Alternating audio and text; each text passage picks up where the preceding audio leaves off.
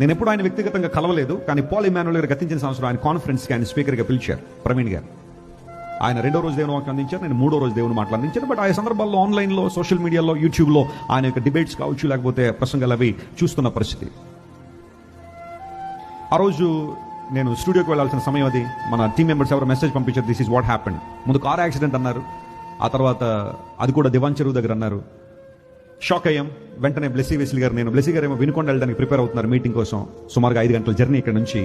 But వెంటనే మా పనులన్నీ ప్రక్కన పెట్టి పరిగెత్తుని వెళ్ళాం హాస్పిటల్కి. అప్పుడే తీసుకొచ్చారు బాడీ.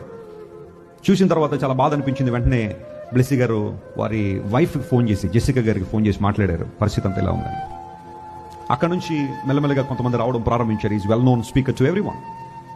ఆ తర్వాత జరిగిన పరిస్థితులను మీకు తెలుసు, అది యాక్సిడెంట్ అని కొంతమంది, లేదు మర్డర్ అని కొంతమంది, ఇలాంటివన్నీ రకరకాల పరిస్థితులన్నీ వచ్చాయి. ఏదేమైనప్పటికీ కూడా మన చర్చ్లో కొంతమంది పోలీస్ డిపార్ట్మెంట్ ఉన్నారు, ఫోన్ చేశాను, అప్పటికే పోలీసులు కొంతమంది వచ్చారు. అయ్యా మరి మాకైతే అనుమానాలు ఉన్నాయి, ఏం జరిగిందో తెలియదు, కానీ మీరు ట్రాన్స్పరెంట్గా ఇన్వెస్టిగేషన్ చేయండి అని వారు రిక్వెస్ట్ చేయడం జరిగింది. ఆ తర్వాత ఇక చాలా మంది వచ్చారు, మీడియా వాళ్ళు వచ్చారు, ఇంకా జరిగిందంతా మీకు తెలుసు.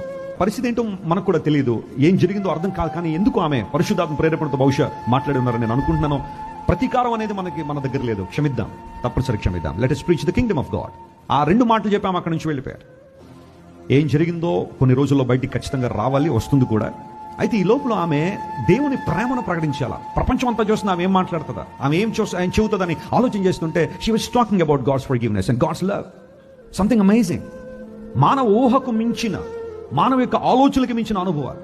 46 సంవత్సరాల భర్తను కోల్పోవడం అనేది చిన్న విషయం అయితే